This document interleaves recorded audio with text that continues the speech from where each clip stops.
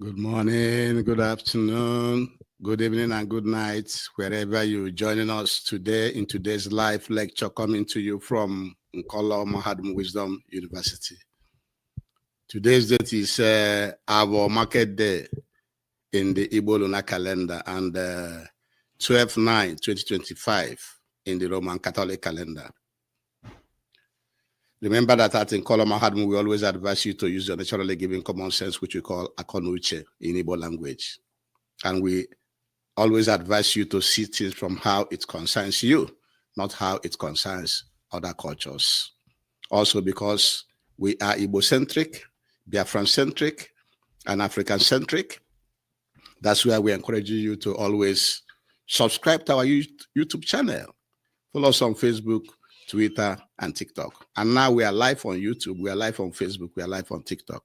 So please join us as we go through today's presentation. Also, don't forget to like, comment, and share.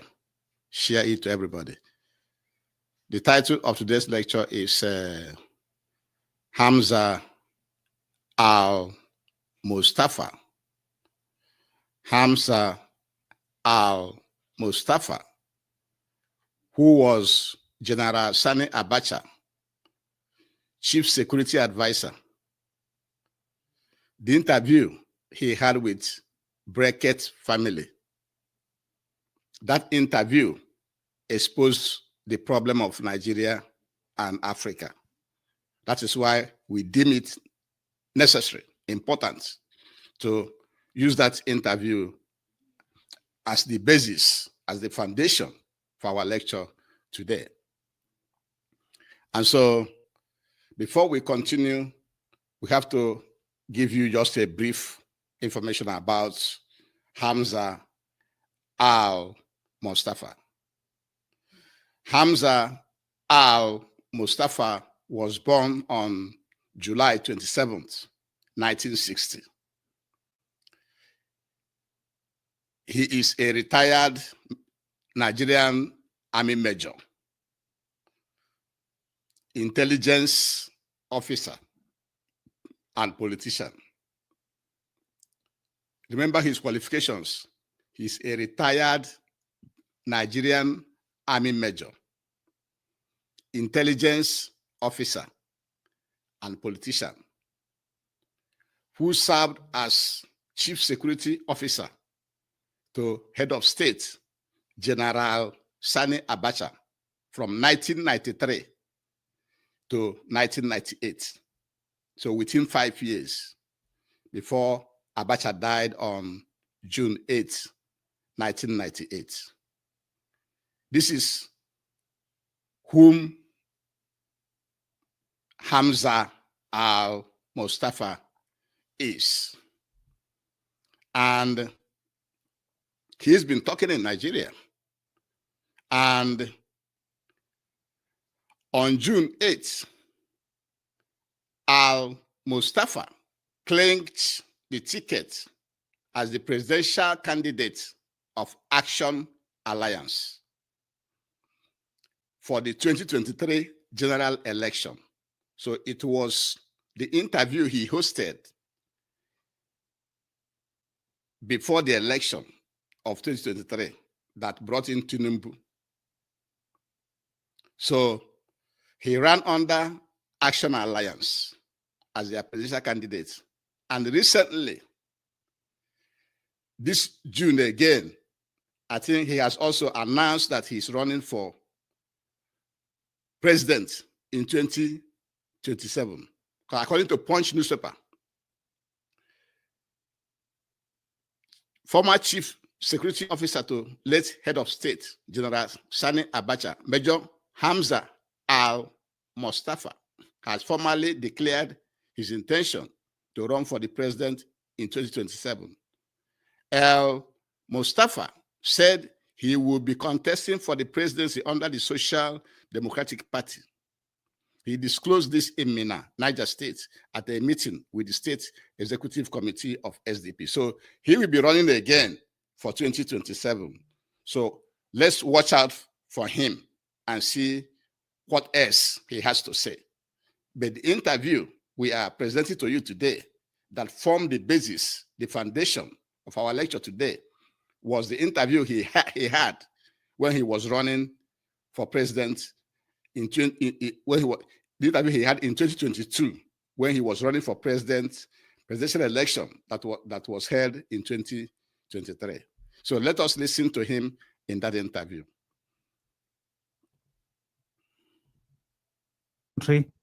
Invitation by Nigerians, old and young, elders, people we see as patriots who have served and seen experiences from.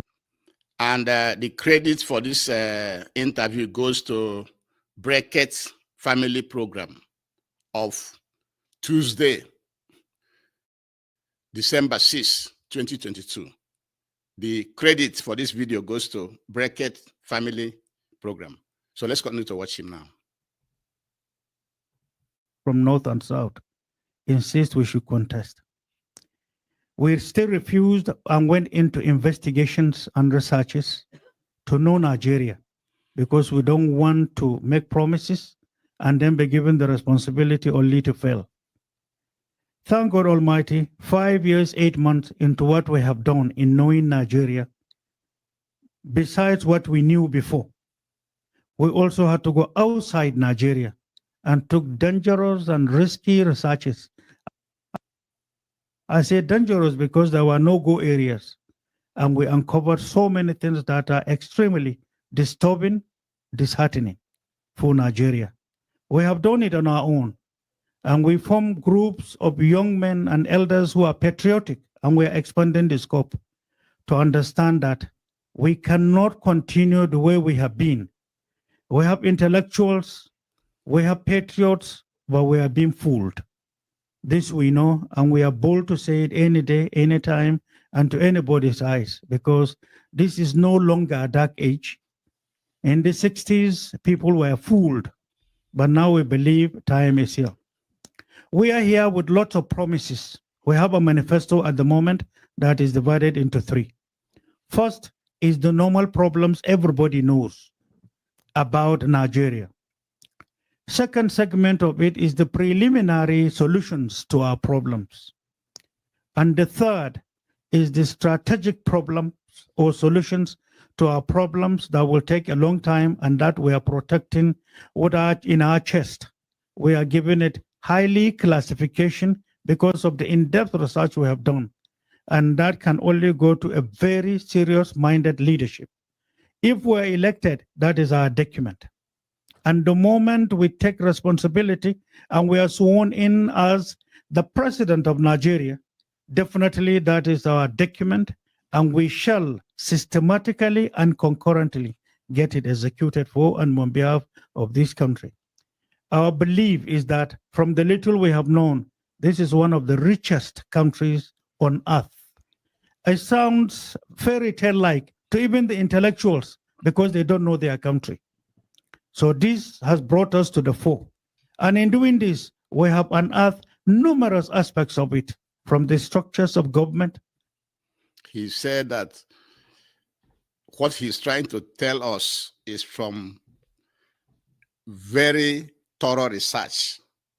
Even some of those research, they took a lot of risk to get information that he's about to present today here. And that most of the information they were giving Nigerians in the 1960s were all lies. And that Nigeria is one of the richest countries in the world. Let's continue to listen to him. Very, very, very important. From the games and deceits, from duplication of departments and ministries all across Nigeria, from budget dirty politics, not only pardoning, but duplication and repetition of issues deliberately that is contained in budget that is not implementable, that nobody can defend. From what we saw to the unseen hands involved outside legislature, outside executive arm, previous governments and hands of people in it, from the dirty oil politics that gave birth to the killings of our leaders in the past. We have uncovered that. We went as far back as 1957. 1956, when oil was discovered in Oluibri. from the games there and the patriotism of our leaders.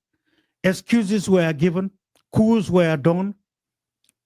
In all dirty politics, and the game is still on at this moment. There are 18 candidates at the moment looking at the threats, looking at the build-up on oil sector alone. If we are to continue with the routine, there is no hope for Nigeria. I'm a candidate, I'm a Nigerian. I have gone through Herculean phases of persecution, and I'm saying this boldly into the eyes of Nigeria for the love of this country and with fear of God Almighty. We are blinded. Some candidates amongst us are just there being fooled and being dragged.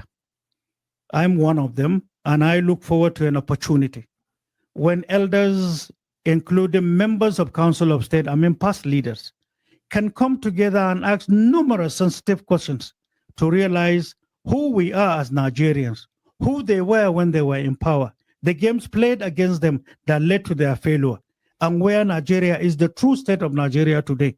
And then the threats facing us as a country, to know that as leaders and as parents, we have a lot to do for our younger ones, and we must now take Nigeria out of where we are for a course to be adjusted that is safe for the younger ones to come. Free of rhetorics, we can no longer be telling lies to ourselves, to our people, and covering some people to continue. On the issue of oil alone, its discovery, 1956, and then the resolution of led Zik, the president of Nigeria, and Tafawa Balewa's government, the insistence that they will not accept to be exporting crude oil, only to be importing refined products, was the beginning of Nigeria's problems, unknown to many Nigerians. That was the real genesis of the coup that removed them. All other excuses as contained in our history is a lie. My name is Hamza al-Mustapha. I'm challenging any person, any historian, any institution, any person who believe that what they submitted as excuses for the coup, as contained and being taught by generations and generations, including myself when we were younger, are lies. We have investigated and we have known. And to what Hamza al-Mustapha is saying here is that since oil was discovered in 1956 in Nigeria, that was the problem, that is where Nigerian problem started. Because you know who is after the oil? Is the Westerners, is the colonial masters. They were after the oil. And then when Tafawa Balewa and Zik insisted that they want to build a refinery in Nigeria, they want to be exporting oil, refine the oil in Nigeria, and be exporting them to anybody that wants to buy it. That was why they had that January 1, 1966 coup that toppled Tafawa Balewa and Zik. The one that BBC lied and said that it is an Igbo coup. That coup is not an Igbo coup. It was a coup planned by the colonial masters to remove Tafawa Balewa and Zik because they refused. They insisted that they must have to build refineries in Nigeria in order to be exporting the oil by Nigerian to other parts of the world. That is an area I want people to listen to understand what happened. That the removal of Tafawa Balewa and Zik is not what they have been telling us, that it's a lie. And Hamza al-Mustapha challenged anybody, saying that if you know something better, that everything they've been telling us that it's an Igbo coup, it's a lie, that it is the refusal of Tafawa Balewa and Zik to dance to their tune that led to their removal. Let's continue to listen to him. It is very, very, very important interview that nobody will like to miss.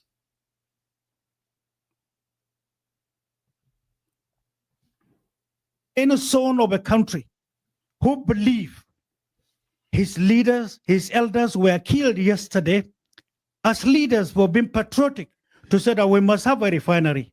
They began to build refinery. By 1965, refinery was ready, but excuses were given, they were removed. Many young men were given wrong literature, wrong informations, Tiny peanuts. Our leaders were killed. Reasons were given.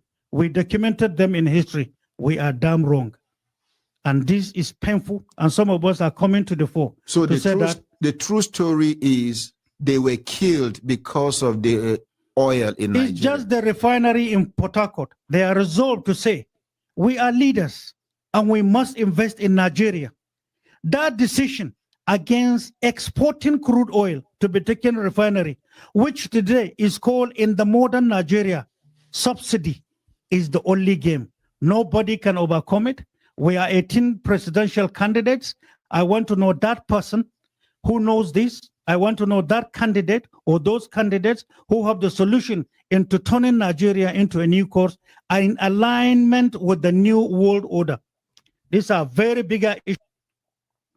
What Hamza al-Mustapha is revealing here, what he is exposing here is the genesis of the oil subsidy that Nigerians and other African countries have been suffering for many years. For many years. That the genesis was when oil was discovered. These colonial masters, they came and said that they want the oil to be, the crude to be shipped outside to be refined and brought back. This is what they call subsidy. Then Zik and Tafawa Balewa said no, that they want to build refineries in Nigeria so that they can refine the oil in Nigeria and then export. The colonial masters then went underground and had a queue and removed them in order for their intention not to be actualized. And the refineries were ready for export before they had that queue, which they call an Igbo queue, which is not an Igbo queue. It's a queue planned by the colonial masters. This is what he's revealing. And that was the genesis of this oil subsidy that you've been hearing today, that has been going on for many years in Nigeria up to today. So let's continue to listen to him. Issues, and that's why in the course of my discussions, I want to beg to say, where need be, give me more time because this will educate all of us. It's a challenge to all political parties, challenge to all political institutions, challenge to the government of the day, challenge to former presidents. And I want to say former leaders of Nigeria, including religious leaders, coming into a forum for us to tell ourselves the truth. After all, every other country you see on earth that succeeded, they sat back first and talked to themselves. It all started with the United Kingdom. On 1215, they sat down and talked to themselves. Say, we are gazing at the world. Unless we become the world lion, traverse across the world using diplomacy and our military might, we might not be whom we think we were. 1215. French did its own in 1714 or thereabout. And then later, United States, when there were 13 states, they did the same thing, opened their borders, and now dignify immigrants into America, and then allow everybody to come. They fought indigents, became who they became. It's sense. Japan, they did their own after the attack in Hiroshima, and they had two options: confrontation and revenge, or the solution of negotiation. They sat back, negotiated, became stronger, and began to fight. China, Mao Zedong, started his own also in the 40s. They realized that skill acquisition is the way out for a new world order. And that's why there are practical people, from leadership to the last common man. And that attitude called unism has brought them to the fore. Today, they are the world's largest market. We were once the same. And today, the latest you can see are Singapore and Malaysia. They applied their own love of their country, adjustments to suit their country first, not someone else. Unless Nigeria come together, understand who we are, what we have, and then give a direction. And in the real sense, that is the real word called restructuring. People don't understand. They misinterpret restructuring. What is restructuring? What he's saying here is that what people are calling restructuring is actually Nigeria coming together to decide how to live together.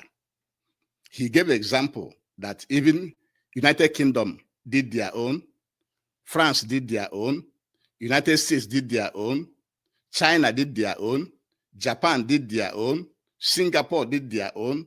That you need to come as a country and decide how you want to live. Who want to be here and who doesn't want to be here. That is what he's talking about. The Aburi Conference, which the Gowon administration rejected. The national, regional governments, which the federal government rejected. The restructuring that they're talking about is actually Nigerians coming together, sit down and decide who want to be a Nigerian, who want to be a Biafran, who want to be Oduduwa, who want to be Middle Belt. That's what he's talking about. That is the first thing that Nigeria have to do first to decide how they want to live. Do they want to live together or not? And that is what is called restructuring. Let's continue to listen to him. Structuring a direction, consumption of a doctrine that will build your country where everybody will participate, where social justice will be all encompassing, where the law of the land is upon everybody. But today in Nigeria, there are two classes, those above the law and the poor below the law. These are some of the tiny little ingredients that brought us to the fore. And if we are to go into the history of oil dirty politics in Nigeria, there is international dirty oil politics.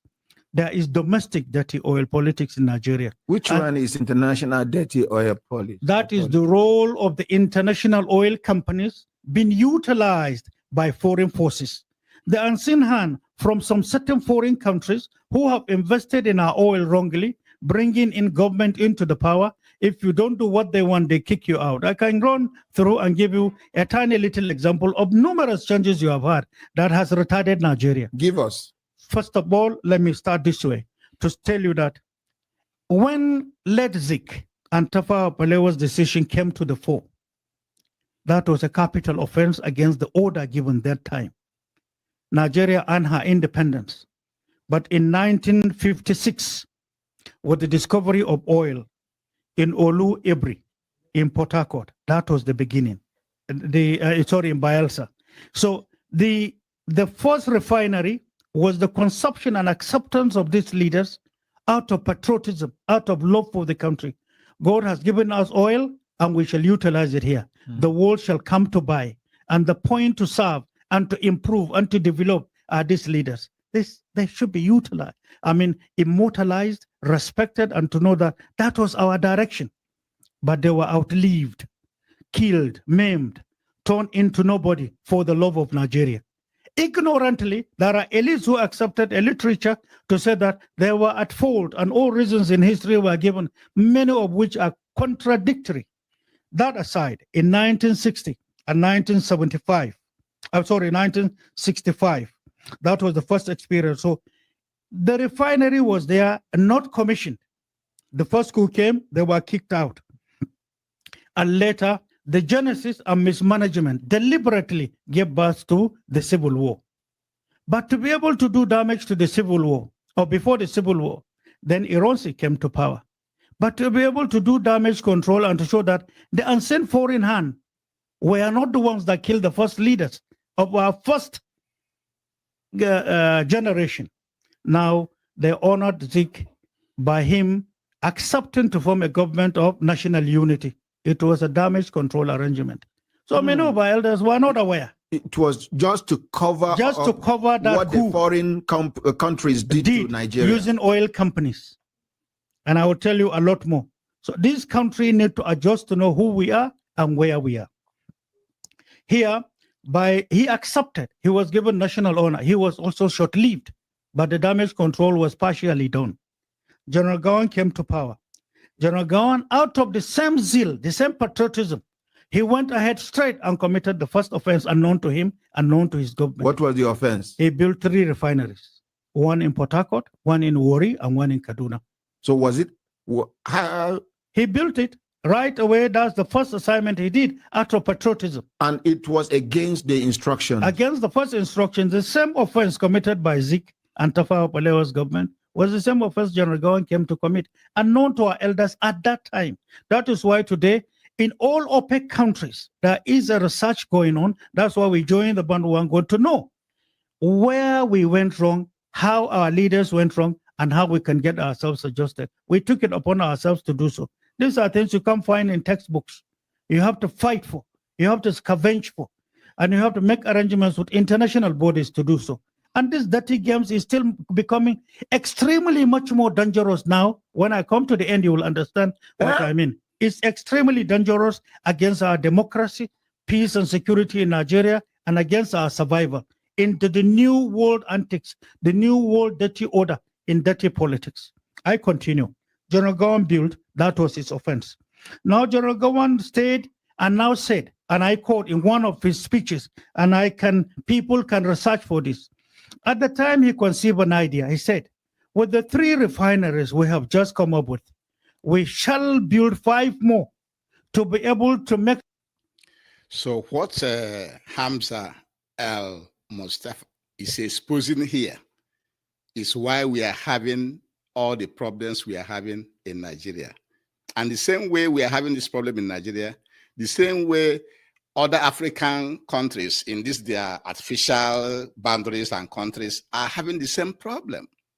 What you are listening to, what you are seeing today, the lecture you are enjoying today, what is going on in Nigeria is also going on in other African countries. That's what we want you to know. That as soon as oil was discovered in 1956, the foreign oil companies took over Nigeria. They took over Nigeria. And when Zik and Tafawa Balewa said that they want to build refineries in Nigeria so they can be selling oil from Nigeria to other parts of the world, these foreign oil companies said no. They didn't like it. That's why they had the coup to remove Tafawa Balewa and Zik. And then when UNC came to power, he tried to form government of national unity to cover up what killed, how that coup that killed Tafawa Balewa and Zik happened. Because that coup, everybody was lied to believe that it is an Igbo coup, which is not an Igbo coup. It's a coup instigated by the foreign oil companies because they want to take charge of the oil. And that is why since that time now, Nigeria never have a functioning refinery. They always carry all the raw crude to foreign outside to refine and bring back to Nigeria, which they call subsidy. And then the crime that Gowon committed was in building 3 additional refineries. When he built that refineries, that was when they also had a coup against him and removed him from power. Let's continue to listen to him. He made some revelations here that I want you to follow. Thank you.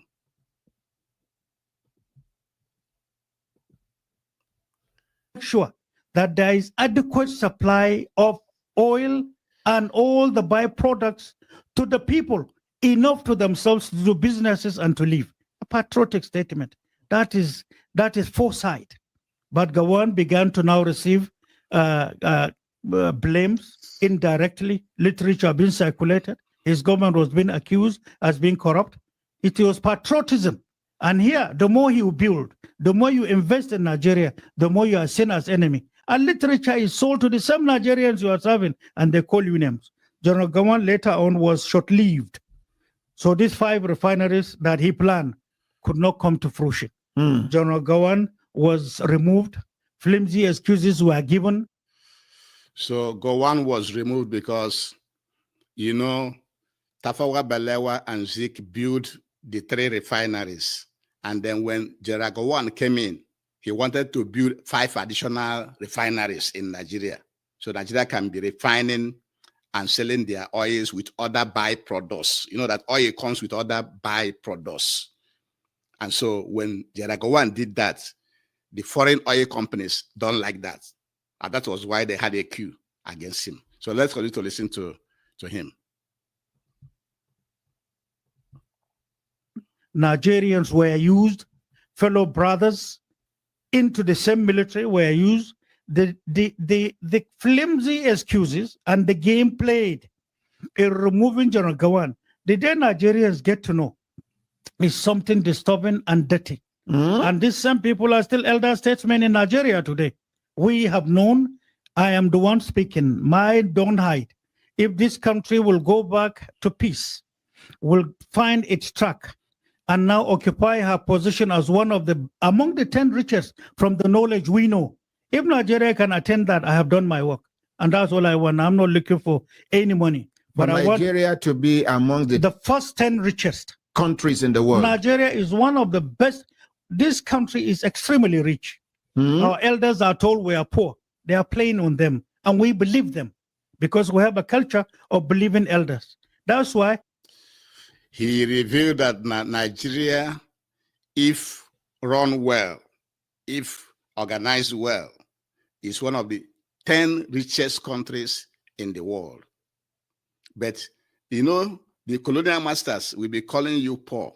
They'll be calling African countries that they are poor, they are poor, they are poor. Meanwhile, they are the one exploiting the whole resources, stealing from the Nigerians, stealing from the whole Africa.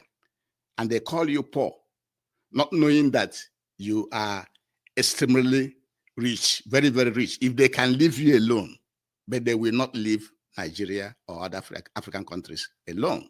That is the problem we have. They keep killing the leaders. They keep removing the leaders that are there to do the work for the people. That is the problem we have. And that is why we at Nkoloma have decided to present to you this important interview. Let's continue to listen to him. Other than the fact that you have knowledge in getting to know what is underneath, you are wasting your time. We are getting misled. We are being abused and being dragged as fools, as animals. There are white people who invest here. They see us as animals. We have gotten to know what you can never imagine. And it is this confidence and these researches that brought us to the fore. Now, General Gawan was removed. There was coup. Murtala came to power. One of the major mistakes of Murtala was his resolve to commission the 3 refineries. Gawan came with, they were not commissioned. His first offense, he didn't know, he was driven by patriotism. He said, I will get them commissioned for them to take off. Not only that, the remaining program of getting 5 additional refineries conceived from the vision by General Gawan will come to fruition. He has already nailed himself. Without knowing, 6 months after General Murtala was killed in a coup, reasons were given, blames were apportioned to some people. Till today, if that coup 1996 is to be revisited, Nigeria 1976, I'm sorry, 1976, Nigerians are in for a shocker because it's a lie. Numerous souls died, and there are no facts to show. But at that time, Daily Times, Gaskiya Tafi Kobo, New Nigeria, newspapers, NTA, Federal Radio Corporation of Nigeria were the only means for people to know. Whatever you hear, you accept. Literatures are prepared, news are sent, people believed it. The question is, the numerous unanswered questions are there. And those who did what they did, Murtala came, he wasn't part of the coup, but people... What Hamza al-Mustapha revealed here again is that those 3 refineries was not commissioned yet when Murtala Mohammed came in. Murtala Mohammed decided to commission those refineries and then to build the additional 5 refineries that Gawan had decided to build. That was the sin that he committed. Then 6 months later, he was removed in power. And he was saying that at that time, news media wasn't much. He mentioned the few newspapers that we are operating in Nigeria then, that whatever you hear from those newspapers, you believe it. So all the lies from the colonial masters and their corporations that they were feeding Nigerians were all lies. Let's continue to listen to him. Ordinarily outside say, no, it was Murtala that removed General Gawan. He didn't know anything. He didn't know anything about the coup. Those who did it, did it. And it was one of the major social setbacks against Nigeria's growth that removed General Gawan. It was a cooked story. and with the aid of the same oil companies, the same foreign unseen hands. Now Gawan left. From 1976 to 1979, nobody touched oil. Routines were going on. No adjustments were done. No single refinery was commissioned. But they were taking our oil. Everything was being taken. And then I'll tell you this, and you can quote me. 1977, soon when FASTAG was going on, that was when the beginning of a new mode of oil theft in Nigeria started. So they used that to distract Nigerians. You see, Murtala's coup brought shock to Nigeria. The international advisors from the oil sector advised that let there be a social destruction. The whole Africa will come to celebrate in Nigeria. They celebrated, and while that was going on, some certain international unseen hands, the forces that have been destroying Nigeria, now began to test from the honey. That is oil allocation, and oil thefts, all types of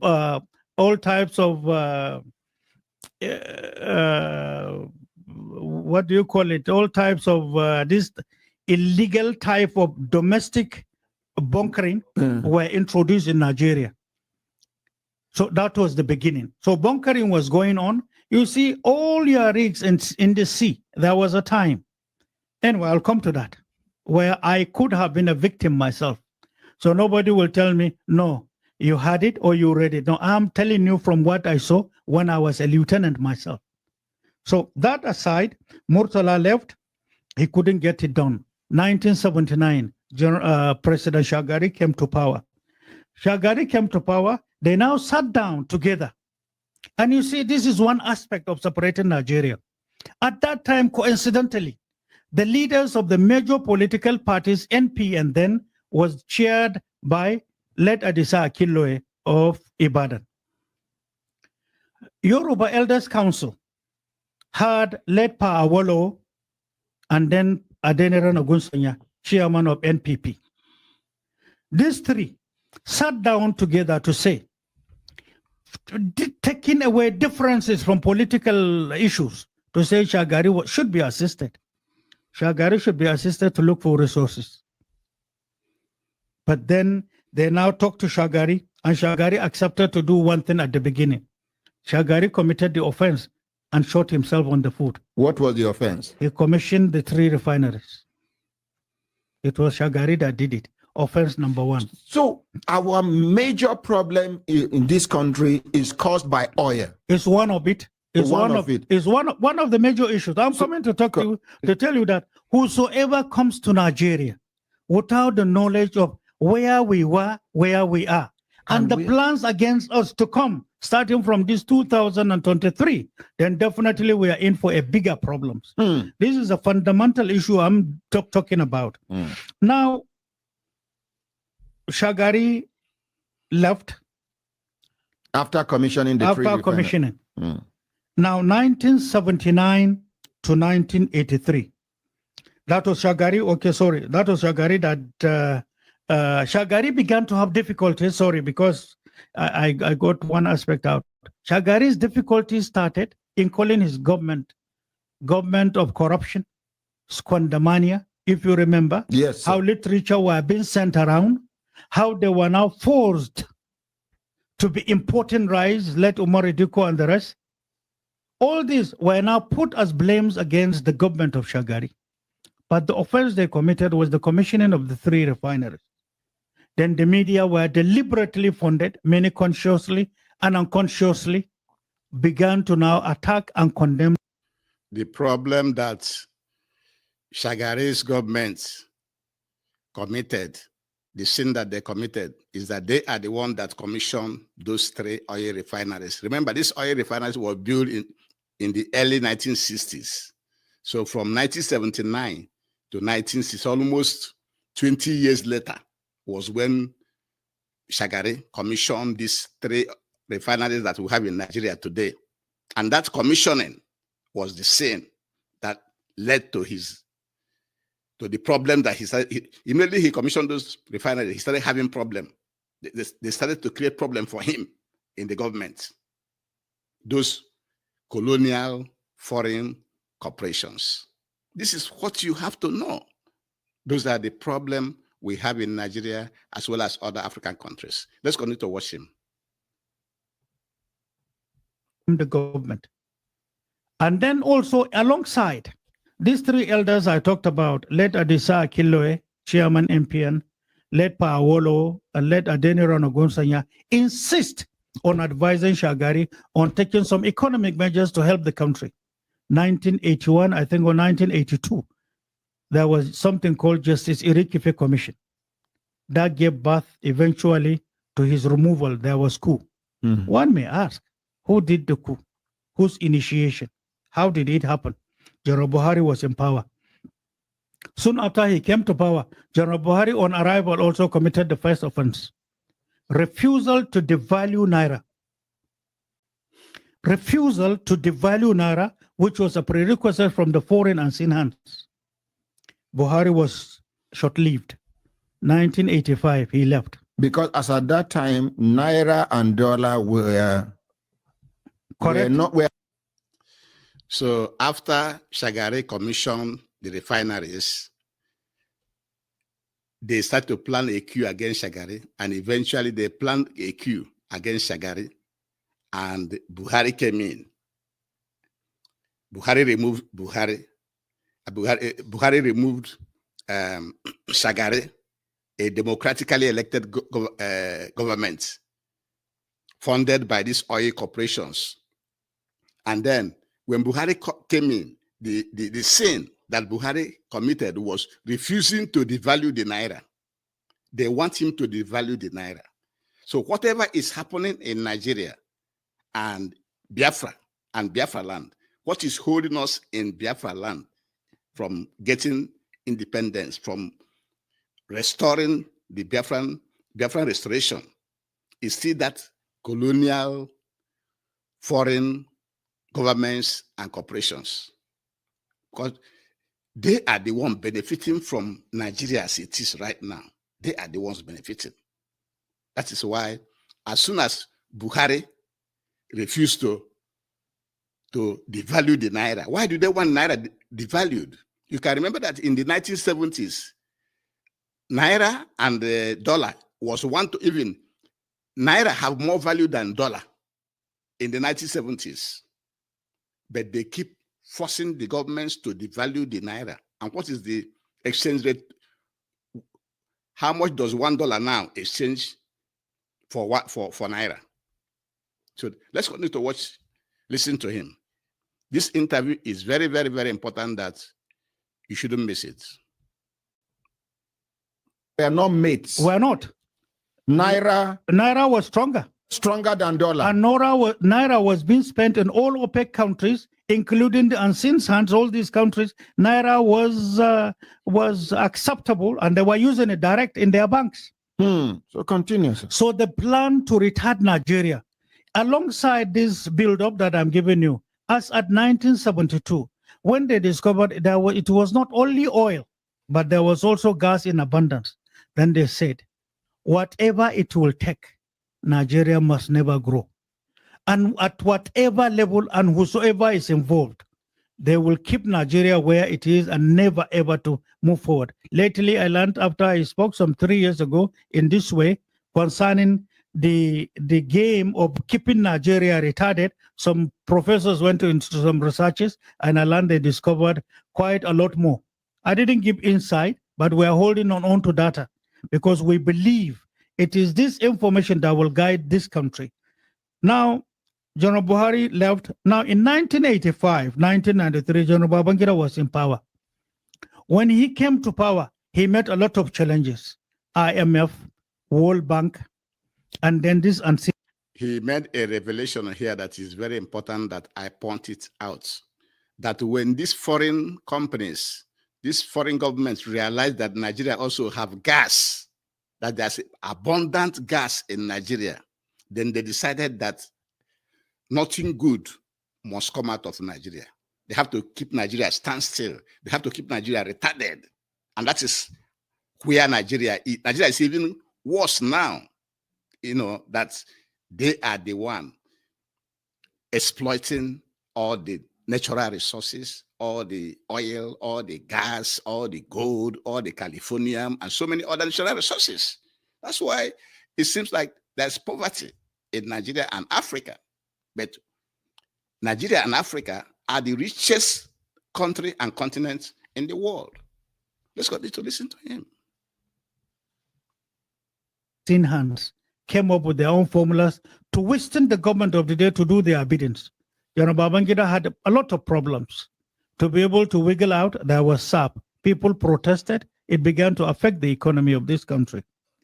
But at the end of the day, Babangida now began to do a lot more insight on projects like People's Bank, like so many welfare schemes, so many loans. And then at the end of the day, that couldn't work. He too had to leave in 1993. But at the end of the day, Nigeria had already been affected. The international dirty oil politics had gotten stronger. The number of types of bunkering in Nigeria had increased up to 7 as at 1993 that I knew of.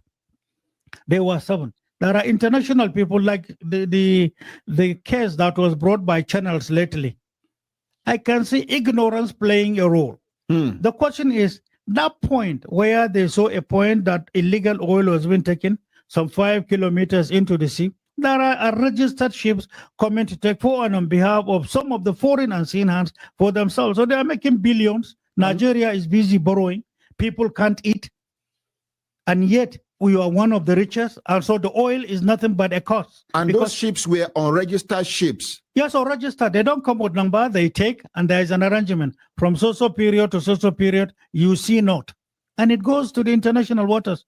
Numerous naval officers lost their jobs, lost their career out of love and protecting Nigeria's resources before. So when this particular one came to the fore, I will give you an instance, even though I will do it at the end of the day. You remember it was soon after that was discovered. Then there was a signal and an alert that there was plan to attack Nigeria and Boko Haram was coming to the center. So why did that information didn't follow regular reportage? Why the confidentiality? In around the whole world, embassies should report to the foreign affairs. That security outfit should investigate in collaboration with the domestic. Now you went to radio, you went to television, you brought friction. You now brought scare against Nigeria and Nigeria's investors. You remember? Lately, it was just simply because of that. And ignorantly, it was channels out of patriotism. Some of their reporters say, this is our country. There's pilferage. There's this. That is an excellent job. But the reporter that did that and the journalist that did that was ignorant. Ignorant because they do not know the higher dirty dimension of the game. That's why some of us, when it was happening, we laughed. But some of the security chiefs in this country, some of us spoke to them. It might interest you to know that some journalists in Nigeria are not patriotic. No, some are, some are not. Some are not. Some do not even believe in this country. I know. Some are working against the progress of this country. That I know. Some are in the payroll of some of the people destroying this country. That is a fact. And they will never report anything positive about Nigeria. I will come to that. Thank you. Continue. I will come to that. Now, Babangida left. General Abacha came to power. When General Abacha came to power, numerous things happened. First of all, he was also confronted by IMF, World Bank, and some of these unseen sons on the same issue that led to the failure of General Buhari when he was military head of state, currency devaluation. General Abacha now fought to say, instead of that, we shall establish economic council that is strong and big enough, and we will comply based on practicality. Naira was tagged, everybody knew, to 82 in black market, 22 in official rate. That was the first time Abacha shot himself on the foot. The second, Abacha now didn't stop there. He said, there are opportunities open for us to create LNG for Nigeria and for Africa.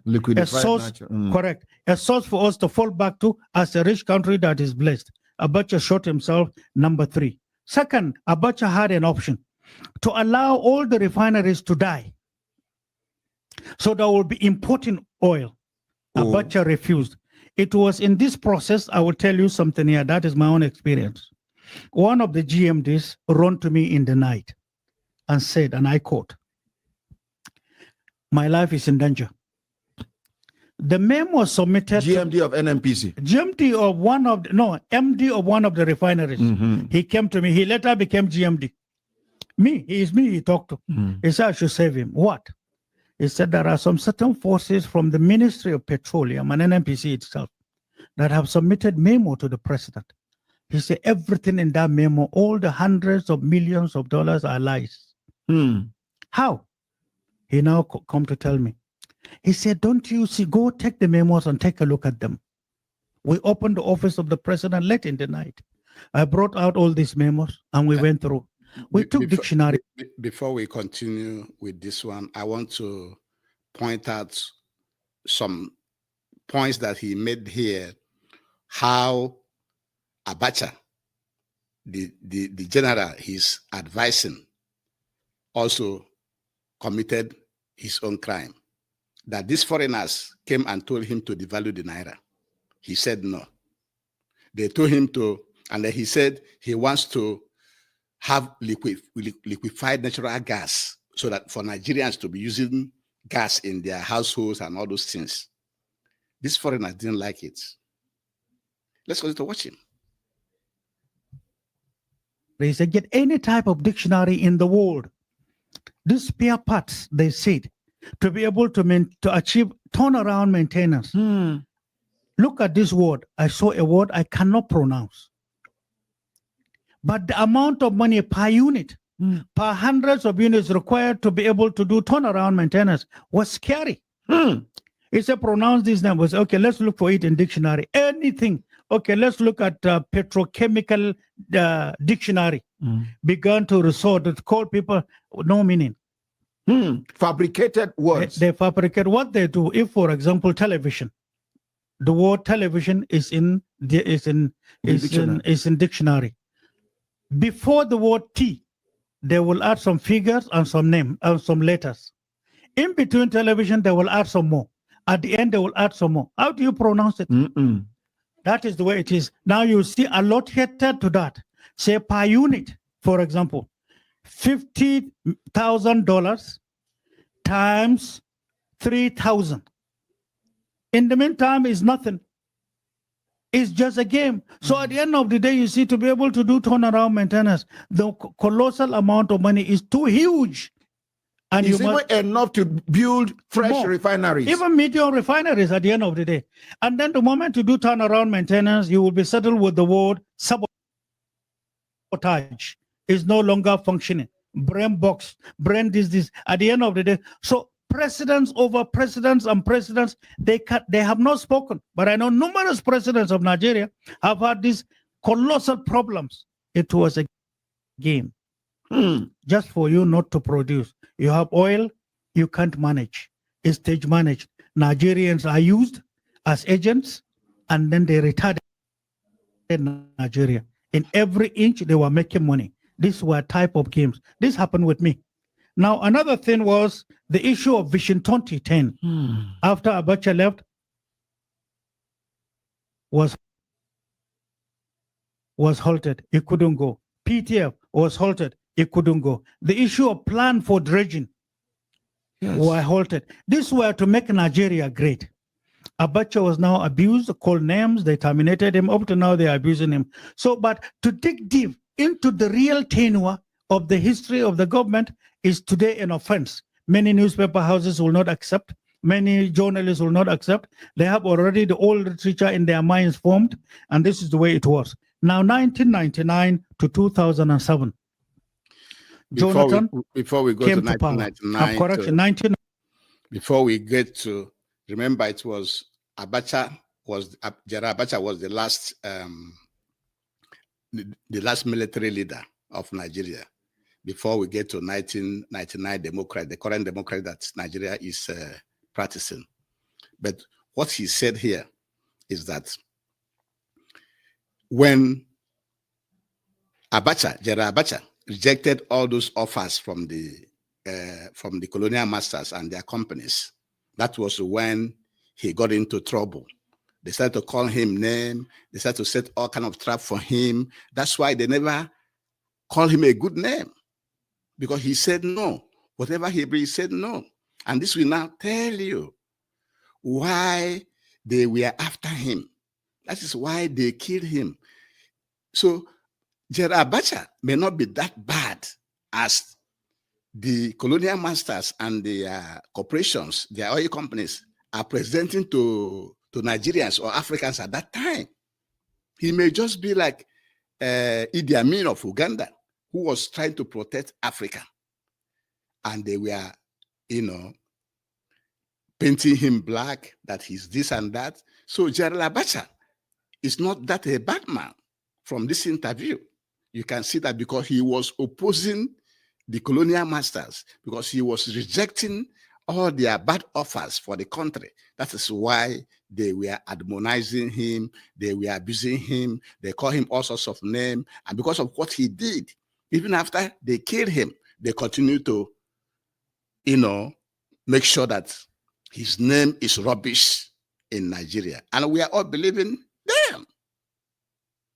This is why this lecture is very, very, very important. Let's continue to listen to him. 1999, there was a government. But rather than allowing the turnaround maintenance, now democracy, this democracy we are talking about, rather than building more refineries, even if they are medium, something devilish was introduced. It is called subsidy. The same thing Tafawa Balewa rejected and Dick. The same thing Murtala rejected. The same thing Gawan rejected that gave birth to their exits now was reintroduced in a bigger manner, in the dirtiest manner. At this time, some new additional types of bunkering were introduced in Nigeria, which is the type Channel newspaper just discovered oil theft lately. It's an old thing. There are too many in thousands and thousands in your onshore, offshore locations where you have your riches. Nigerians are far away from knowing this. So that came to the fore. The subsidy continued till this moment. And then refineries were stopped from working. But importation was the order. Now this continued until President Jonathan came. President Jonathan came and Okonjo-Iweala took it upon herself, knowing the colossal of money being spent as Minister of Finance, out of patriotism, out of love of Nigeria, knowing the resources we have. She stood her ground. What happened to her? Her parents harassed, her mother kidnapped. She had to keep quiet. Subsidy had to continue. All the rallies we have had on subsidy, the elites involved are taking money to get it promoted. And nobody could stop it. The government of the day, President Buhari, in one of his promises, campaign promises to Nigerians, is what? Stop subsidy. He said so. And then the major question he asked in one of his campaigns is, who is subsidizing who? When we get there, we'll sort it out. He has been here 7 years plus, subsidy is getting stronger. The question is whose investment is the subsidy? Who is killing the refineries?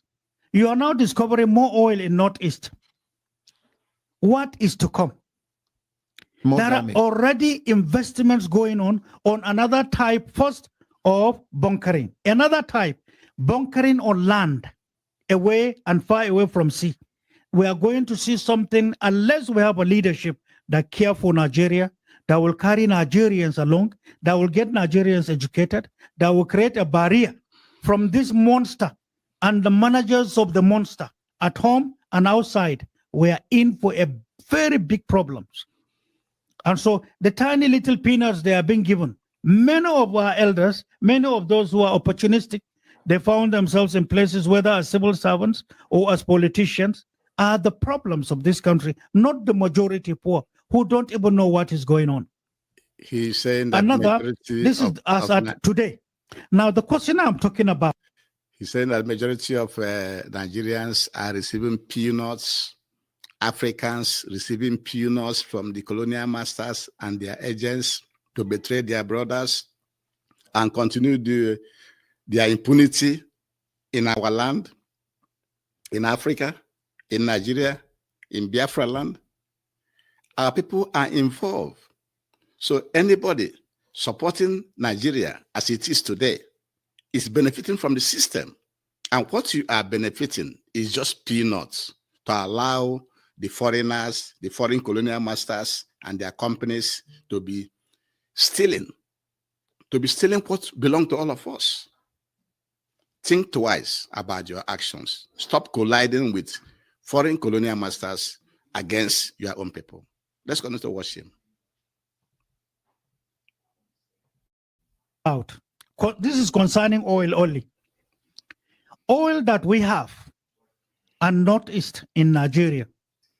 Northeast, to start with, designed by God Almighty, is the richest part of Africa.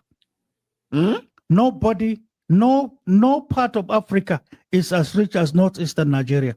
Anything on Eastern Nigeria is rich. Southeast, the amount of stones, the amount of oil and gas, coal and gold are enormous. People don't know. You see in Southeast, even this red sand, you see that in the ancient day, when people get married, they take the red sand and adorn their huts. It's gold. Gold? Yes. Chinese are taking it today in hundreds of thousands of containers. They are taking it to the sea. You don't have the machine to refine it. The northeastern Nigeria is one of the richest area in the world. The northeastern Nigeria is one of the richest places in the world. If you know what is underground there, that is what he's saying. And also southeastern Nigeria, Biafra land, eastern Nigeria also have a lot of oil and gas and gold and so many resources. That is what he's saying. But we don't know. Many of us are abroad. You are in Abuja, you are in Lagos, you are in Senegal, you are in United Kingdom, in France, in America, in Canada. You are in China. You are running out from the land. You don't know that your land is one of the richest land that we have in the world. And it is your national resources that will go to help you to develop your land, not individual. Let's continue to watch.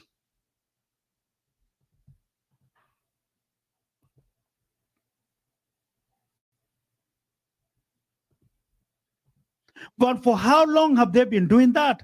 And at any time you ask, they say, no, we are taking your son to prepare fertilizer for you.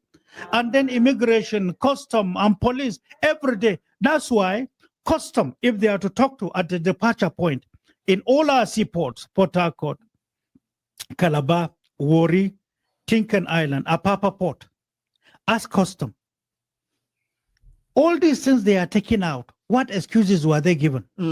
If these things are real, they are going making fertilizer for Nigeria's usage. How much are they paying you to take it out? What stops us from producing our own fertilizer in Nigeria? I'm coming to talk to you on even fertilizer and the game being played against us. So, fertilizer alone is another heavy, serious, dangerous matter. This is going on.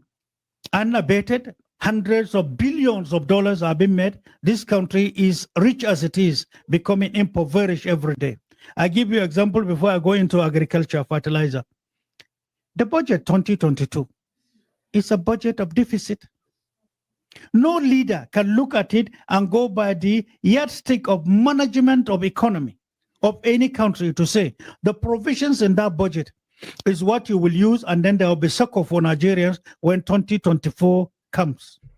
It will be a big problem to manage 2023 with that budget. There will be lots of social problems. That's why we, on our own and out of patriotism, now decided to look at Nigeria from outside, from electronic means openings. Nobody gave us one kobo. But there are foreigners who care for Nigeria. There are institutions who care for Nigeria around the world. They receive us. We have data. You have data. We have data. If you give me opportunity, I know how to create hundreds of billions for Nigeria with ease. And if we are settled as commander-in-chief, I guarantee you, mark this statement, record this, and air it to everybody. Tell them, I say, I know how to create trillions, 2.7 trillion per annum using what God has given us, using international market, minus the unseen hand that have been destroying us since 1956. There is a game. God didn't consult any of us to say, I'm creating you a Nigerian.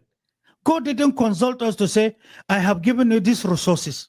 He subjected us to come as Nigerians to face trial to know who we are, where we are, and what to do with it. How come we are rich, we don't care for ourselves? How come the poorest poor are being regarded and counted with us as Nigerians? How come we be this rich and we are counted among the poorest of the poor with hopelessness? How come any story, any literature that comes to the fore, you will see it in newspapers, you will hear it in some radios, you will hear it on some televisions. Did you see the other side of the coin? Who is manufacturing these stories? It was the formula accepted that destroyed many of our past leaders in power in 1972. Nigeria must never grow. That was the title. Hey, as you can see, the question he's asking, which we want to ask you, is this. How did you decide to be born as a Biafran? Did you decide in your mother's womb to be born as a Biafran in Biafra land? The answer is no. Did you decide to be born in Africa? The answer is no. Did you decide to be born in Biafra land where you have a lot of natural resources? No, God gave it to you. So why now? Why can't you make sure that you are the one controlling that natural resources? Why should you leave it in the hand of somebody else? Why must you be listening to the lies of the colonial masters and their corporations, who are the ones that are exploiting and extorting and stealing these natural resources from us and impoverishing us and making us look poor while we are rich? Why should we continue in that way? Why should you continue to support such a thing? It is time we come together to get what belongs to us, to control our resources, because we cannot have all those resources and other people are using it while we are scavenging both in Nigeria and around the world. It is too bad and pathetic. Let us listen to him for a few more minutes before we call it a day. Thank you very much for joining us today. Thank you.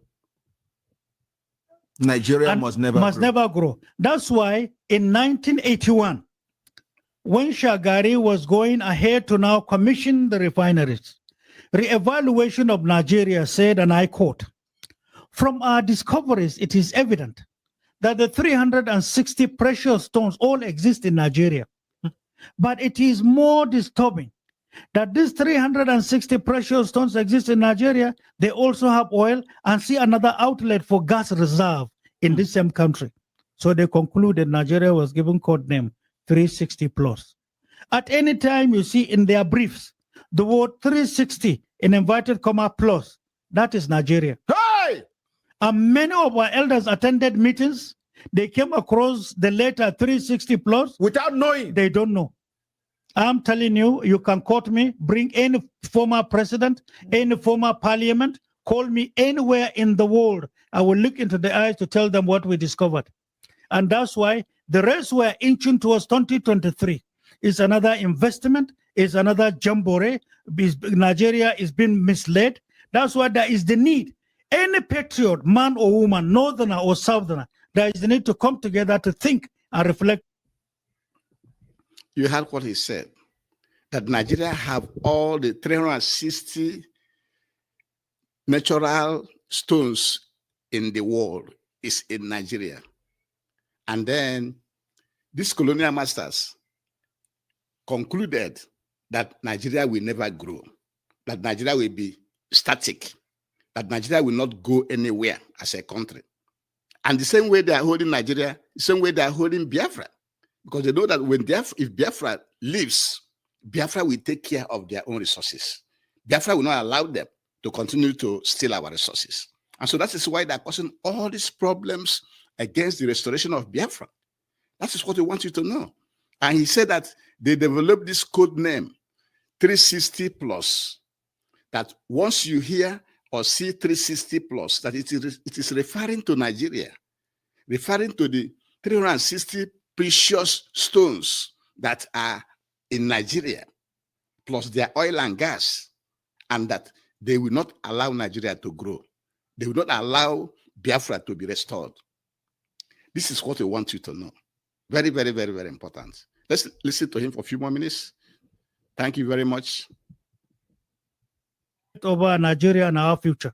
We have been taken for a ride. We are a typical Nigerian, is knowledgeable, is resilient, is committed, he's a patriot. But the rotten ones who have seen tiny peanuts, which to me is a shame. I tell you, let me tell you this. From the few stones, including the type you are talking about in Abuja, yes, what they brought you here is lithium. The richest man in the world is the richest because of his investment in lithium. All the 19 northern states of Nigeria have lithium. There are 6 southern states with lithium, southeast and south-south, 6. Add it up all together.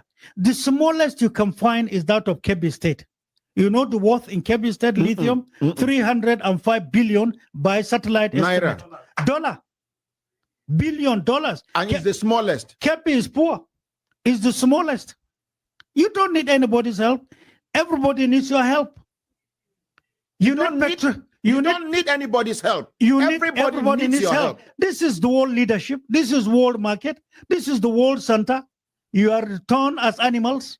How can I sit down and say, I have now grown older, I'm no longer strong, and my kids? He revealed here that there's lithium in Nigeria, and there's lithium in Biafra land. There's a large deposit of lithium in Biafra land. And you are there in Lagos or Abuja or America or United Kingdom or us or France or anywhere else, Australia, and you're there suffering. But you have lithium, precious stones, oil and gas, coal, and so many other natural resources in our land that belong to us. It is very painful. Let's continue to listen to him. Kids have been torn as slaves, while I had the knowledge in knowing who we are within Committee of Nations in the world. And because of fear of someone, we refuse to talk. What am I going to go to tell God Almighty? That I fear mankind, not God Almighty? What will be my name? Am I a father? And then you are calling candidates to come to talk on simple elementary economics on how to turn around things in Nigeria. When I'm too big, I have a cow. You are now telling me on how to share a horn. And I'm busy spending hours on investment telling lies on how to share a horn. I have a whole cow. What the hell is a horn? Horn is a button.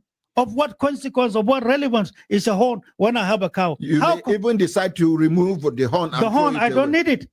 If it is horn, that is the problem. Take the horn, I dash you. Leave my cow. How come? Whole, what do you call it? Town hall meetings, blah, blah. You're talking on tiny little element. And that's why some of us are disgusted and disturbed.